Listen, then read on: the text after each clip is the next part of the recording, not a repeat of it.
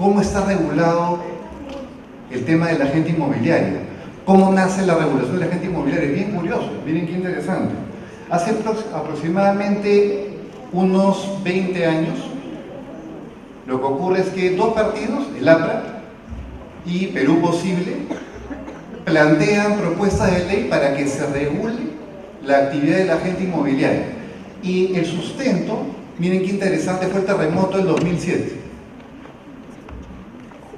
Así que el temblor de hace unos minutos es premonitorio para la presentación. Me ha servido, ¿eh? Justo, cronometrado. Pero el terremoto de Pisco, que fue súper lamentable, súper complicado, activó una iniciativa política, legislativa para regular temas vinculados con el sector, entre ellos el tema del agente inmobiliario. Además se dijo que había demasiada informalidad y que se requería formalizar, regular. Además se requería mayor seguridad jurídica en las transacciones porque había muchos casos de estafas. Además se dijo que en otros países como Chile, Argentina, España, era un éxito la regulación. Y por último, se dijo que además ya se contaban con diferentes agentes como los aduaneros, etcétera, que estaban regulados. ¿Por qué no al agente inmobiliario? Y sobre esa base se plantean los proyectos. ¿Qué ocurre? Se plantea la ley y bueno, en esa época el Poder Ejecutivo observaba, no se pronunciaba, emitía opinión. Y el Poder Ejecutivo dijo, yo no estoy de acuerdo, ¿eh? ¿Por qué? Porque esto va a generar, escuchen bien, barreras de acceso al mercado. Tanta regulación hace que haya menos personas que puedan desarrollar la actividad profesional. No debería haber un registro, no debería estar regulado. Pero ¿qué pasó? Como siempre, bueno, el Congreso dijo, no me importa, voy por insistencia, así le llaman. Así que igual apruebo mi ley. Y finalmente se aprueba una ley que en el fondo tiene dos temas. El primero es la inscripción al registro de agentes inmobiliarios en el Ministerio de Vivienda. Y el segundo es establece claramente cuáles son los deberes y derechos de los agentes inmobiliarios. Establece las reglas de juego que todos tienen que seguir. Y como hay reglas de juego, el que las incumpla se expone a ser sancionado. Entre otras entidades, por el INDECOPI. No lo quiero aburrir con eso, ¿no? Pero según la definición de la ley, un agente inmobiliario, en resumen, es el que transa inmuebles. El que está involucrado en la intermediación de la transacción de inmuebles y recibe, le pagan por ello, y lo hace habitualmente.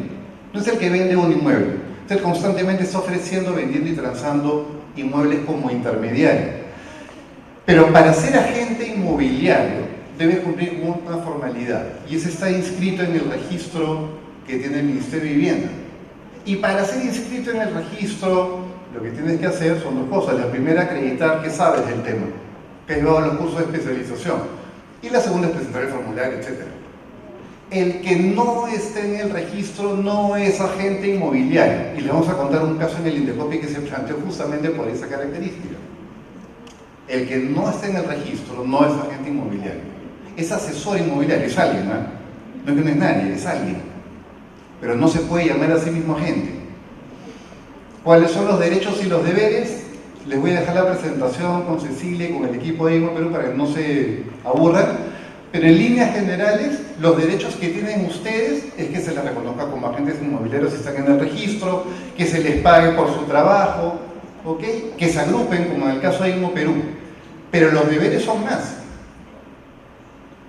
Y los deberes están vinculados con brindar información a los clientes, actuar con honestidad, actuar con ética, brindar toda la información sobre las características del inmueble, hay varios casos del tema, y estar presentes, escuchen bien, estar presentes en los momentos clave, le dice la norma, de la transacción. ¿Quieres ser agente? Perfecto, pero eso genera derechos y genera deberes. Y el INDECOPI te va a medir por el cumplimiento de tus deberes frente a los clientes. ¿Y el deber de los clientes qué es? Que te paguen, pues. Es el deber que tiene el cliente, que te pague, principalmente. Y que tenga la información vinculada con el inmueble cuando él es el vendedor. Ahora, miren qué curioso. La relación normal de consumo para el INDECOPI es que hay un proveedor y hay un consumidor final. El proveedor le vende un producto, le presta un servicio. Y el consumidor paga por él. Eso es más relación de consumo. Pero en este sector hay una complejidad. Primer escenario, una relación de consumo, cuando el cliente es el comprador. Ahí está clarísimo, ¿no? Si el cliente es el comprador, una relación de consumo, ustedes son el proveedor, ojo, ¿eh? Ustedes son el proveedor. No el dueño del inmueble, no la inmobiliaria necesariamente, ustedes son proveedores de servicios y tienen una relación de consumo con su cliente, que es el comprador. Le tienen que dar toda la información del inmueble, tienen que ayudarlo a conseguir el inmueble y él solamente está obligado a pagarles.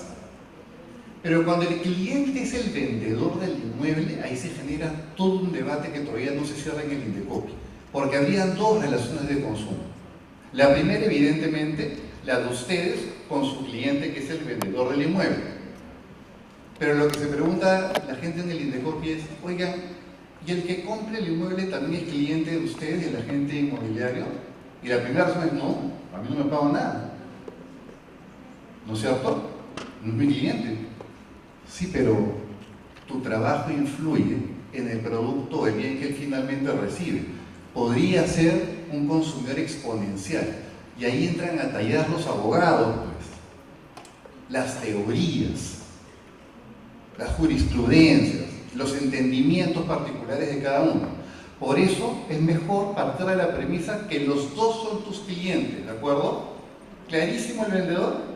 No tan claro el comprador, pero mejor trátalo como si fuera tu cliente, porque miren los casos que vamos a ver. Ahora sí, vamos a los dos casos que hemos identificado. Hay varios casos en el Indecopi, pero les hemos traído dos para que los puedan tener en consideración, que son los más repetitivos. Primer caso, un cliente, un comprador, contrata a un agente inmobiliario, una agencia inmobiliaria.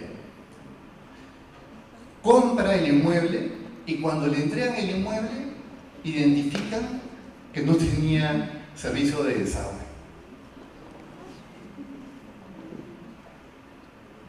No tenía servicio de desagüe. Es como una bicicleta sin llantas, ¿no? Como un televisor sin pantalla. ¿Para qué te vas a mover ahí? Si no hay electricidad, no hay agua, no hay desagüe, no hay acceso, no puede vivir ahí. Bueno, no tenía desagüe. ¿Y qué hace este cliente? Denuncia no solamente a la inmobiliaria, ¿se dan cuenta? Que es la principal responsable porque le ha entregado un inmueble que no es idóneo, sino que también involucra la denuncia a la agencia inmobiliaria. Dice, tú me supervisaste, tú me orientaste, tú intermediaste, tú debiste averiguar que eso no tenía desagüe, tú me debiste decir, es tu responsabilidad. Hay una relación de consumo entre tú y yo, para algo te pago. Interesante, ¿no? Pero además, porque claro, cuando te denuncian, no te denuncian por un tema, te denuncian por todo lo que está a la mano, ¿no? Y además no me dicen los planos. Como pueden ver, la primera imputación suena muy razonable, ¿no? Efectivamente, yo como agente inmobiliario he debido identificar las características esenciales que le permitían a mi cliente, si compraba el inmueble, habitarlo. No lo hice. Claro, siempre quieres decir, no, perdón, pero eso es un problema de la inmobiliaria. No, me disculpa, dice el Indecopi, es un problema de los dos, de la inmobiliaria y tuyo también. Porque esta es la milla extra. Tú como agente inmobiliario has debido preocuparte, no solamente decirle que hay un inmueble en tal lugar, sino averiguar que por lo menos el inmueble está habitable. Así que el primer consejo es, cuando van a colocar un inmueble, lo mínimo que hay que chequear es que ese inmueble tiene los servicios esenciales o básicos para que la gente viva adentro. Si no, se meten en un problema ustedes también, no solo el inmobiliario. ¿Correcto? Indecopi declara fundada la denuncia y le impone una multa a la agencia inmobiliaria. Podría también haberle impuesto una multa al agente inmobiliario de manera individual, ¿eh? Lo puede hacer perfectamente, pero se lo puso a la agencia. La segunda imputación es, no me dice los planos, dijo un momentito. La obligación de entregar los planos claramente es el inmobiliario, eso está en la ley, en el Código de Consumo. Ahí sí el agente inmobiliario no tiene que conseguir todos los planos y dártelos, eso es un tema del inmobiliario. Así que ahí declara infundada la denuncia, ¿ven? Hay un balance. Pero la lección que se tiene que llevar es que no siempre va a ser culpa de la inmobiliaria si el inmueble está mal, sino que los puede arrastrar la falta de idoneidad del inmueble de ustedes por el hecho de que ustedes no hayan identificado que cumplía con las características esenciales.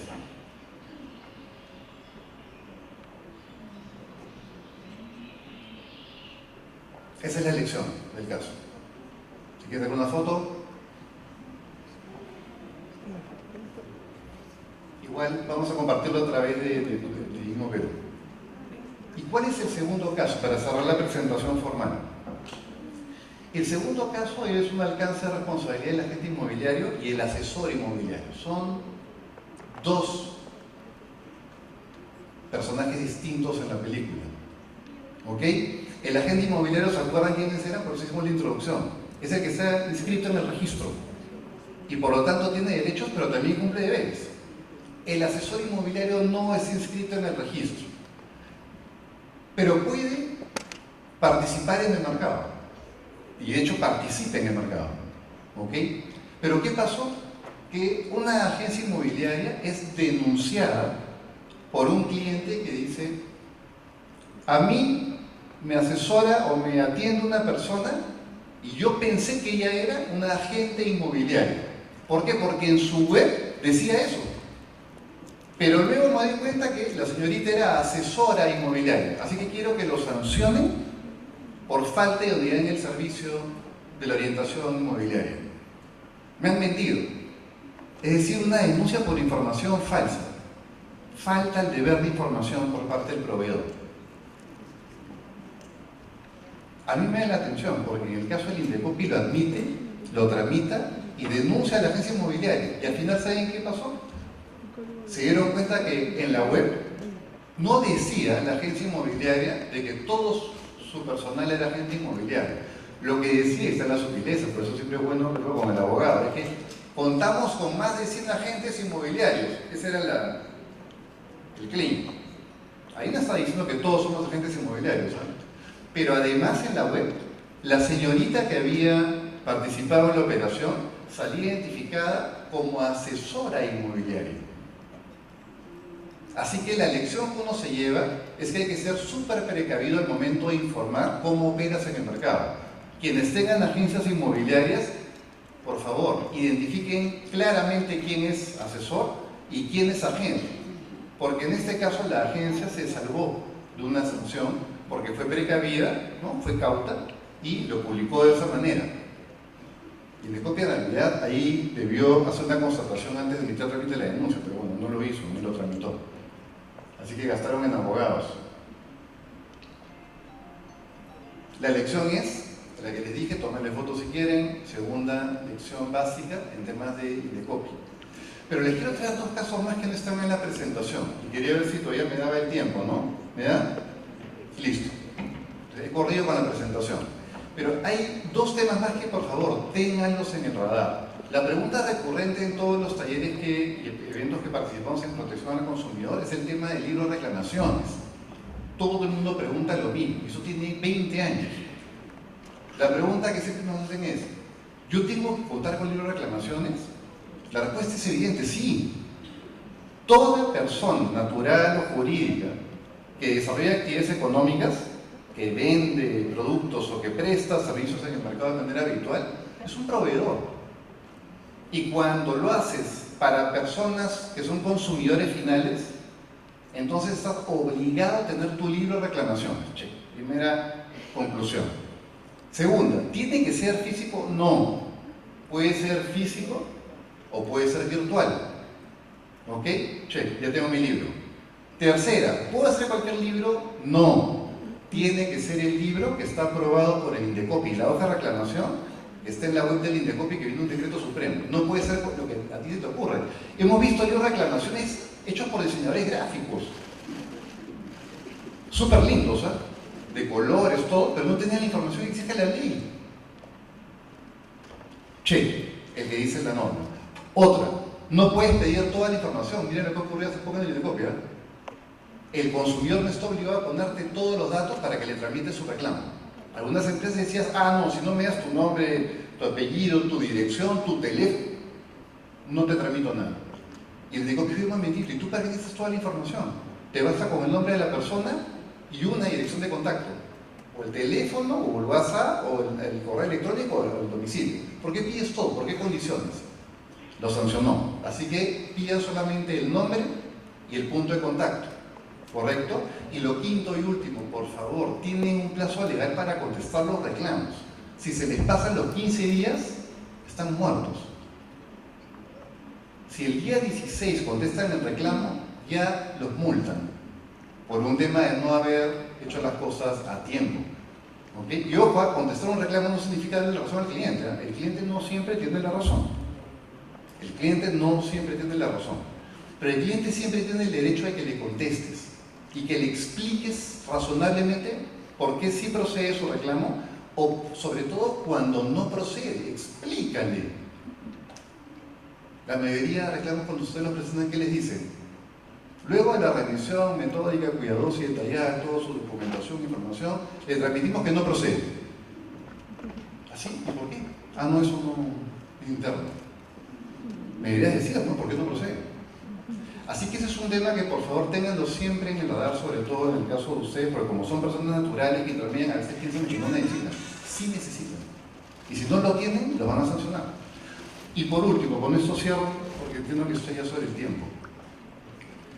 Algo que está ocurriendo mucho últimamente, y esto va a las agencias inmobiliarias, a quienes son empresas, personas jurídicas que están involucradas en el sector, es que desde hace 1 año y medio se ha puesto en la práctica una tendencia, que es que cuando denuncian a un proveedor, están incorporando la denuncia también al gerente general. Y lo están haciendo las asociaciones de consumidores. Algunas de ellas. ¿Por qué? ¿Pero por qué lo hacen? Porque claro, en el tablero del ajedrez, o sea, tu rey, tu reina, ¿quién es? El gerente general. Entonces, cuando tú denuncias a la empresa, pero sumas al gerente general, hay una doble presión, sobre todo reputacional para el gerente. Sabiendo eso, incorporan, como sin razón, al gerente general. Y lamentablemente hace 2 años el Indecopi, hasta hace 2 años, el Indecopi decía, perdón, pero el gerente general para que yo lo incorpore, tiene que ser un caso muy grave, un caso excepcional, y además tiene que haber dolo, o sea, intención del gerente de haber cometido la infracción. Pero hace 2 años cambió el criterio, y ahora cualquier caso en el cual te incorporan, o piden que el gerente esté incorporado, lo están sumando y lo están sancionando. Les doy el caso puntual, Platanitos. ¿Saben qué es Platanitos, no? Para los amigos del extranjero, es una empresa que vende zapatos. Tenía una página web, y la típica, ¿no? La página web la hace el gerente de tecnología y la información y lo publica él. En los términos y condiciones, miren lo que decía: si se caía la web, no es tu responsabilidad. Claro, pues, pero ¿para qué lo pones? Es evidente que si la web se cae por un tema externo, no eres responsable, es alguien que estaba comprando en el momento, pero lo ponen, ¿no? Si pasa eso, yo no soy responsable. Los denuncian. Y los denuncian a asociación de consumidores por ese término y condición como una cláusula abusiva. Y no solo denuncian a Platanitos, denuncian al gerente general de Platanitos. Y el Indecopi en ese caso, hace 1 año y medio, dijo: ah, miren, es responsable Platanitos porque es una cláusula abusiva. Pero además, su gerente general también es responsable. ¿Por qué? Porque por su sola posición como gerente general, él es responsable de todo tipo de infracción que se cometa contra sus clientes, que son su activo más importante. No era un caso muy grave, no era un caso excepcional, no había dolo, pero lo sancionaron. Ténganlo en consideración. A fines del año pasado se ha producido una relativización de la posición del Indecopi. Y ahora lo que está diciendo el Indecopi es igual, tramita el caso, involucra al gerente general, pero ahora dice, bueno, ya no solamente por el hecho que sea gerente general es responsable, pero vamos a ver dentro de su estructura organizativa o en su manual de funciones si esto está o no bajo su ámbito de responsabilidad. Así que el consejo, ¿cuál es? Hasta que no cambie el criterio nuevamente, la recomendación es que tengan claramente establecido internamente las agencias inmobiliarias las responsabilidades o lo que está en el fuero de control directo de su gerente general. Tengan algún manual, algún chart interno organizativo que cuando se defiendan ante un caso así les permite decir que eso no es responsabilidad del gerente. Eso es responsabilidad del gerente de tecnología y de información, pero no del CEO. Eso es responsabilidad del gerente legal, no del CFO. Es decir, cada uno tiene que responsabilizarse por lo que hace, para evitar que se ataque al gerente general y de ese modo se genera algún tipo de daño reputacional a la agencia inmobiliaria ante el mercado. Para concluir, recomendaciones finales, siempre hay que hacer las conclusiones, ¿no?